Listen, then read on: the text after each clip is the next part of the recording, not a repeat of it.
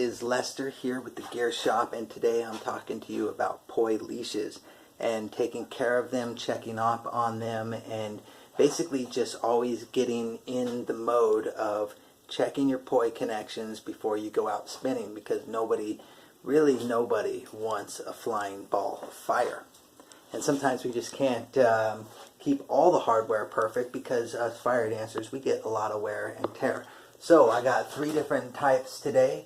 We've got your Technora and ball chain and twist link chain. All of these are available here at Fire Groove Gear. And the points that you always want to check out on any one of these are going to be the connection points, whether it be between the handle and the chain or the chain and the poi head.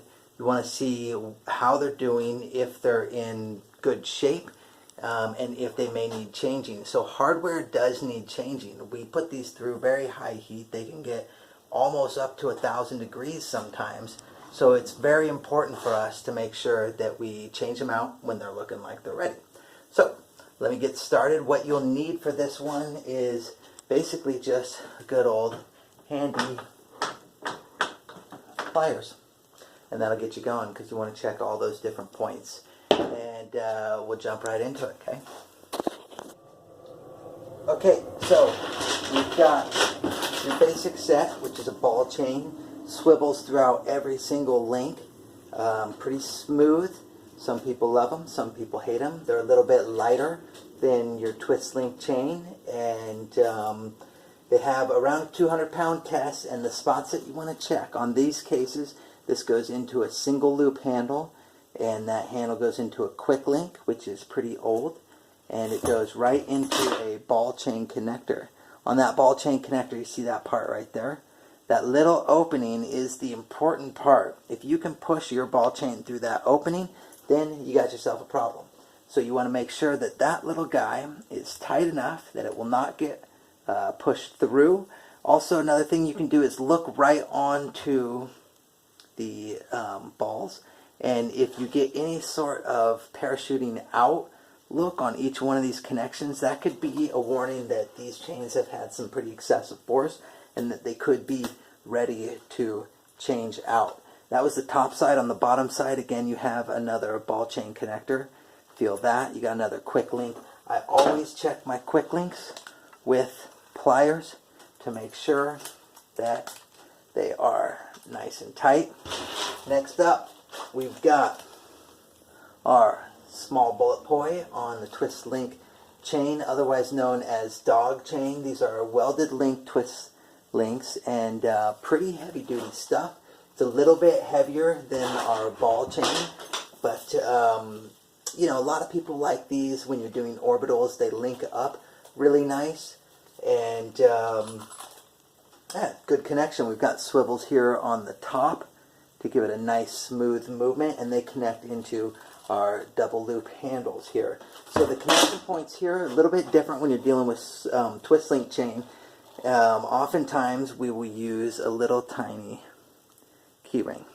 That little key ring right there, you want to check to make sure it has not been sprung at all, and make sure that also, key thing you want to make sure is that the swivel is not going through the key ring. Do you see that right there?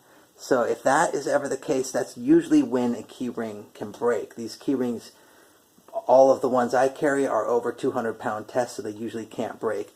This one here, if it's on like that, you want to just pull it off to make sure that it is nice and smooth on there. On the top side, we have another key ring. Same thing there.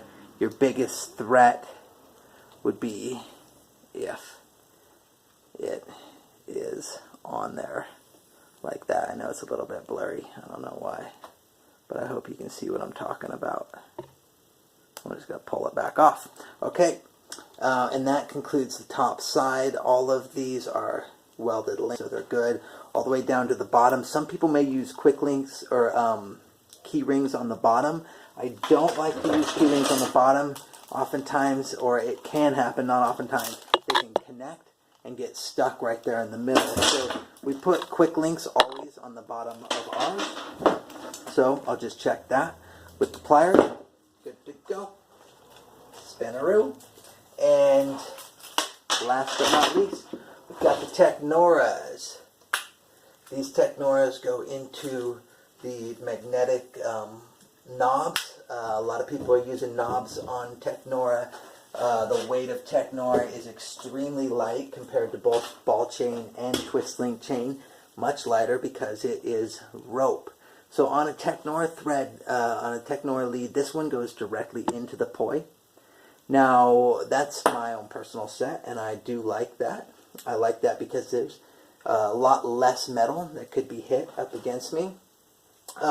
If that's the case, though, you really do need to check this connection in here, looking for frays. If you ever set this down on the ground and it just burns sitting down like this, there's a good chance that that Technora there will be very well weakened. So the ones that come off my website usually have a small lead on it, and that lead is made out of the twist link chain, so you'll be looking at some of these same connection points.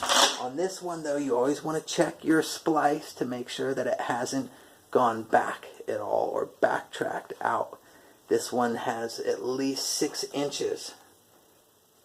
This one here as well, 6 inches, and then it hasn't backtracked at all. These splices usually won't, but you never know. Sometimes they will. And this one, you got to trust your ball handles. Hopefully whoever made them are nice and solid. In this case, it's me, so I hope so. And that's going to conclude it. Happy spinning out there.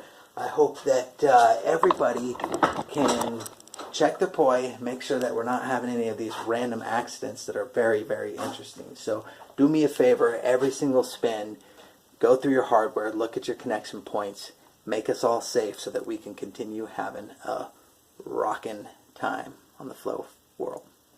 All right? Thank you.